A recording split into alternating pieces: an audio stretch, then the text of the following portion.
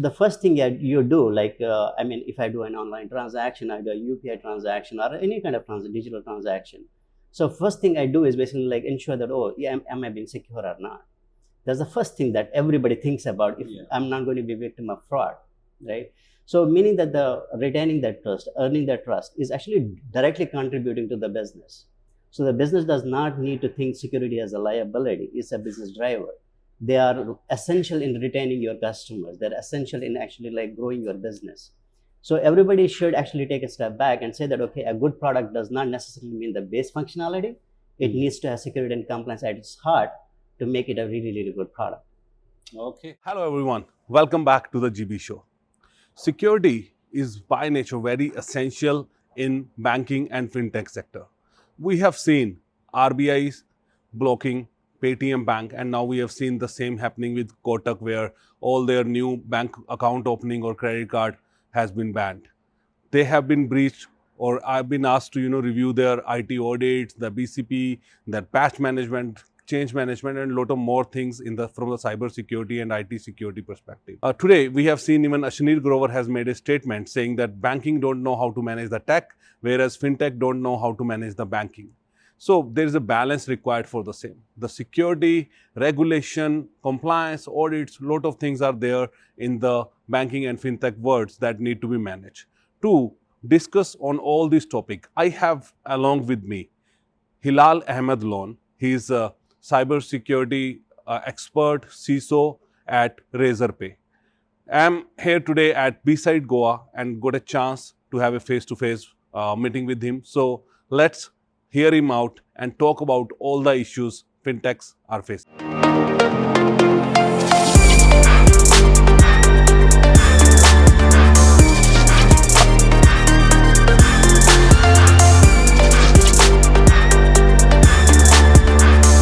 Hi Hilal, welcome to the GB Show. It's a pleasure to be here, Gaurav. Thanks for giving your time, and it's pleasure for us. And thanks to Besides Goa for giving us the opportunity to be face to face with each other. And to start with, I think I just introduced you. You have a diverse experience in different organizations, and from quite a long time you're working in the startups as well. I think Dream 11 was the last, and now you're with the fintech. How you see the security setup in different organization, and how it is different for fintech as per your experience? So everywhere you look, right? So business drivers are going to be different, right? So sometimes it's basically go-to-market urgency. Sometimes it's something else, right?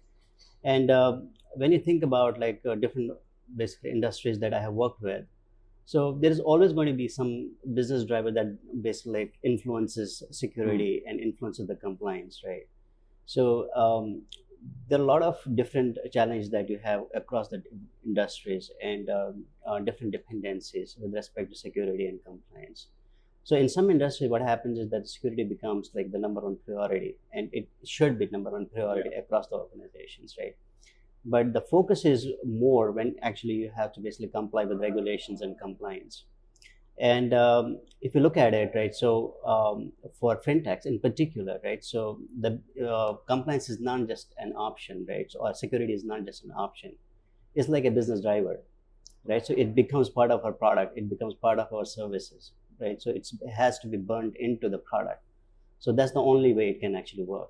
So if you look at the different industries that I have worked in, so sometimes there is varying degrees of security versus compliance, right? So sometimes the security takes precedence over compliance because some of the industries are not necessarily highly regulated. Like gaming was not regulated, right? So you could take a back seat and basically focus more on the security, right? So, but some industries like fintech, where I'm working right now, is heavily basically influenced by regulations, so that the compliance actually takes precedence over everything else. And the security decisions that we make, the compliance decisions that we make are driven by that. So our entire business model revolves around that. As long as we are compliant and as long as we are actually like sticking to the regulations that are required of us, we maintain our licenses, we maintain our businesses. The moment we do not comply, it is the end of the business. It's as scary as that. So we can't take a foot off the pedal to say that, okay, yeah, I may do it tomorrow. So for us, it's a clock that's always keep ticking, right? So we have to be vigilant, we have to be on our toes all the time to make sure that we not only comply but actually exceed what has been basically prescribed for us. I think that is what is basically needed. And we have seen the cases like Paytm earlier and now the Kotak. And because I was just going through the report today, and then they have mentioned everything about IT audit, the BCPDR, the compliance, how they are managing their account, and lot of things. And I think Shanir Grover made a hefty statement today saying bankings don't know how to manage the tech, and the tech don't know how to do the banking, right? But you being in fintech, what has been most difficult for you, managing infrastructure, managing security, or managing regulation? What's your point? Yeah, to begin with, like, let me say to Sunil that it's very cruel, right? So second thing is, he is absolutely right. I mean, I don't actually contest it at all, right? So there has been, the banking industry, the fintech industry has been plagued by legacy problems. So we were people who used to keep like like the offline records for like ever and ever. And now that it got digitized, everything got online, and the change was so sudden, people really did not know how to change those processes. And because those processes are basically like baked into the system that we are working in, so making sure that all the controls and basically the requirements for security are met is a big deal, right? So you may be able to basically cover one aspect of it, but you are not sure about the others. So in essence, basically like the banking and the fintechs, right? So normally the view is that very myopic. It's basically driven by, okay, what is the bare minimum that I can do to make sure that, okay, the customer data is actually like secure and the customer trust is maintained. So in order for basically like banks and basically fintechs to ensure that the sanctity of the data is maintained, there are no breaches and things like that. It's all about basically like making sure that you do your due diligence basically before you implement a process. Like say, for example, Paytm, they had a process. Like nobody, I mean, can question their basically methodologies that they basically implemented. I know those people; they are technically brilliant, right? So, and the fact is that the process failed at some point, and the other thing is basically the oversight was not there. So you need to ensure that you have a process and it is enforced, and there is some kind of basically like oversight that makes sure that, okay, we stick to that process. In case of Kodak, right? So it was not just like overnight decision that somebody made that, okay, I'm going to basically stop them from doing business. So they had ample warnings. They got audited multiple times, and still basically they were not able to plug those gaps. It basically points to two things. Either one is that they were not sure what needed to be done. Second is basically like, well, they did not have the processes or the tools that could actually accomplish that. And either case, right, it's not basically the regulatory body's responsibility to make them secure. So it's their responsibility to make sure that they actually are in step with the regulatory bodies. So I hope that they recover from this, and I'm sure that they will recover from this. But it's all about making sure that, okay, like we stay always one step ahead of what is required of us in terms of the controls that are needed to be implemented. And particularly, I think we need to stop being reactive. Like we have to be always proactive in our controls and in our decision making in security and compliance. And I think, as you rightly said, the processes are there, but oversight and monitoring was somewhere it was missing. And mostly when we see in the tech world today, everyone is more behind about the product, the capability, and using the all emerging technologies and making it a good to go in the market product. And that is where somehow, people will feel like, okay, security is the afterthought. Let me make my product better and then go for security. So any kind of these scenes you have seen, or what's your take on that? 100%, right? So if you think about it, right, so the evolution of the startups, evolution of nascent stage companies, right? So what they do is basically the focus is on going to the market. The focus is basically being the first in the market. So it means that you actually make those compromises. You think that, okay, right now I'm small enough, so I don't need to basically be compliant. I don't need that much security. Yeah. Right? So they probably take the decisions because the risk level that they can tolerate is also low, right? But the rewards are very high because if they actually ignore that thing. So they make the decision. They say, okay, this is my risk tolerance. I'm going to do that, right? And this happens all the time. That when the functionality, the resilience of the product, the user experience of the product, they take precedence over security. That happens quite a lot. And I don't blame them because that's what they're supposed to do, right? So because they're growing as a company, their risk levels are different, right? But what it does is, and it's very catastrophic, right? So they realize at a certain point, now we have grown big enough. Now I need to fix everything that was actually I was supposed to do earlier, right? Yeah. And my take on it is very simple, right? So if you look at a very well architected product, which has good user experience, good basically like performance, excellent functionality, like beautiful availability and all that, right? It cannot be called a good product unless like it has security built in. That the user does not just need basically good user experience. He also needs to have the assurance that the company or the product will actually retain its trust. It will not betray basically like it will not distribute its data without its permissions and things like that. So he needs to be comfortable basically doing business with the company, and the only way he can do that is basically if you maintain the highest levels of security. Now think about it, right? So in banking and in fintechs, right? So where money movement is involved, and everybody is so sensitive about money, Yeah. right? So the first thing that you do, like I mean, if I do an online transaction, I do a UPI transaction or any kind of digital transaction. So first thing I do is basically like ensure that, oh yeah, am I being secure or not? That's the first thing that everybody thinks about if I'm not going to be victim of fraud, right? So meaning that the retaining that trust, earning that trust is actually directly contributing to the business. So the business does not need to think security as a liability. It's a business driver. They are essential in retaining your customers. They're essential in actually like growing your business. So everybody should actually take a step back and say that, okay, a good product does not necessarily mean the base functionality. It needs to have security and compliance at its heart to make it a really, really good product. Okay. And as you said, making business understand this, and you have worked with different startups, and I think the traditional legacy organizations as well. How difficult for you it was to, getting the budgets for security aligned and making sure that, the board of directors or the founders these days of the startups are aligned with you. It's like pulling your teeth, right? It's like pulling your teeth, right? So it's so difficult, right? So, but the thing is, over the years, what I have learned is that there is always some logic to basically like making the budgetary decisions. Yeah. So until and unless I can convince my management that it's going to basically bring some basically value to the business, they're not going to invest in it. They need to be convinced that, okay, yeah, the investment that I'm making is going to make its product better or making its product secure and all that, right? I would not go to my management asking for more money or asking for investment until I have a business case for it. Because every investment that we make in security or anything else, right, so it has to contribute directly to the business, right? So unless the business need is there, nobody's going to basically invest anything. Yeah. So anybody who's going to basically like making these difficult choices, right? So they don't make choices just because they don't like investing in security. They would love to invest in security, but it needs to be explained in their own terms, like the way they understand it. So the way they understand is that, okay, I'm going to put X amount of money and it's going to either save me X amount of money or it's actually going to basically generate this much of revenue.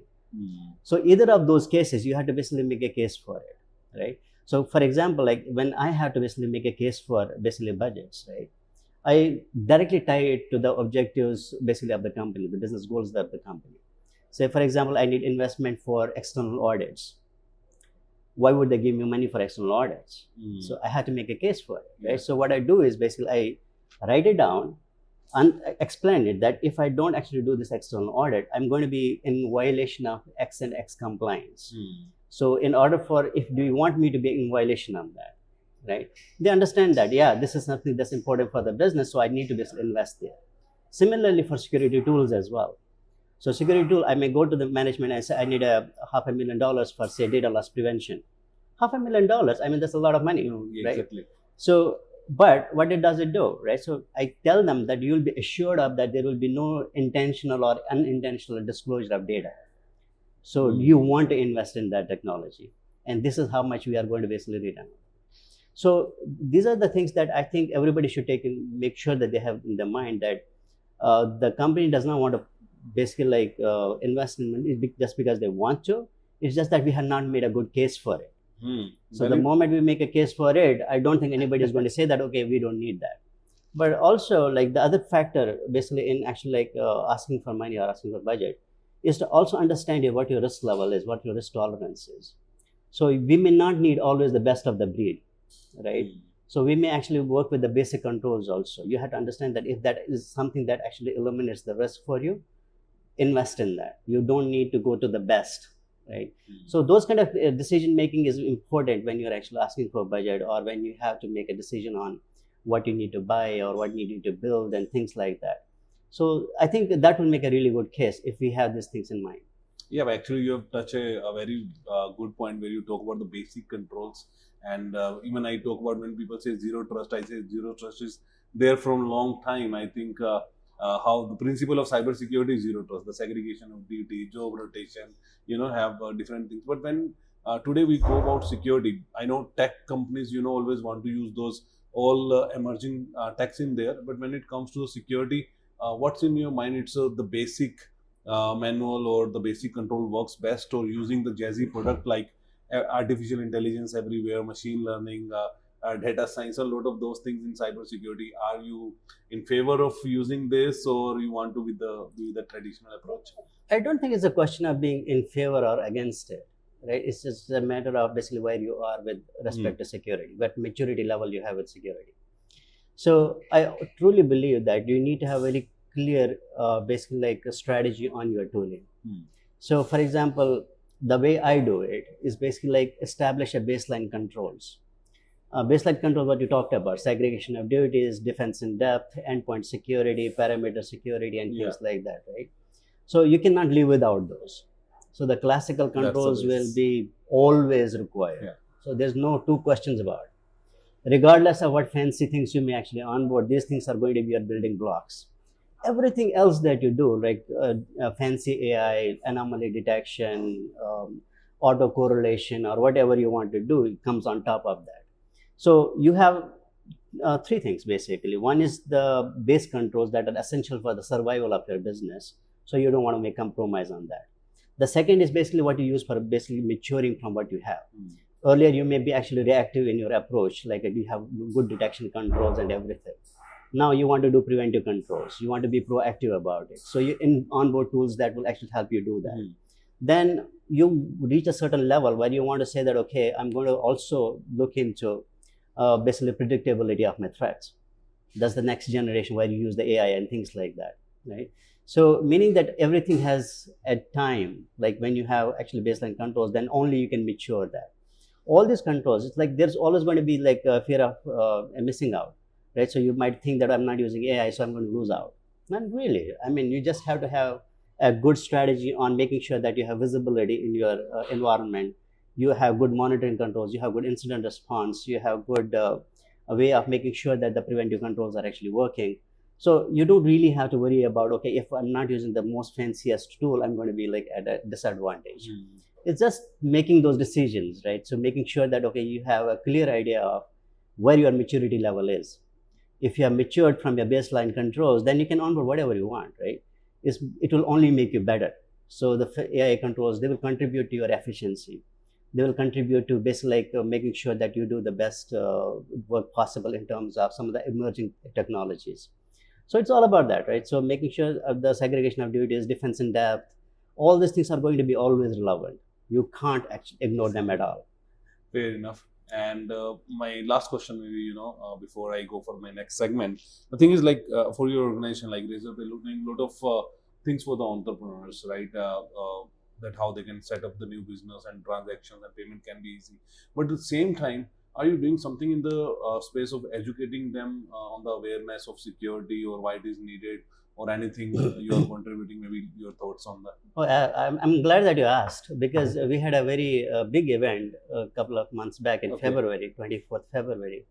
We had this event called FTX. This is the biggest fintech event basically by a company, right? So we had close to like 25,000 online business attendees and more than 2,000 people who actually physically attended the event. Yeah, so in that particular event, we launched something called a trust portal. And that trust portal, the aim of the trust portal is completely educating the end users and making sure that they understand what security that they need and what security we are providing them to make sure that they're comfortable with basically like raising complaints, or basically if they have any issue, they can raise them. And we also have a lot of material on that which can make them safer, right? For example, some of the things that we advise them, including basically like making sure that they have multi-factor authentications, second factor authentication enabled when they set up their accounts. Most of the time, because of the convenience and all that, you actually ignore those steps. So we want to make sure that they understand that's a mandatory thing to do, and it actually makes their account like 10, 20, 100 times better, right? So all of those things, we actually have that in the portal. So you can go to the trust portal for the Razorpay and you can see that. Okay. So it's all about making sure that when they're going to onboard it also, what are the basic steps that you need to know that will make their account secure, that will make the transaction secure. So that trust portal is actually meant for that. So, and we are continuously going to basically be investing in that. And that's one of the projects that we are actually kind of like on a highest priority. So we want to make sure that all the users actually understand their responsibility towards their own security, and what are the things that we do for them to make sure that they are secure as well.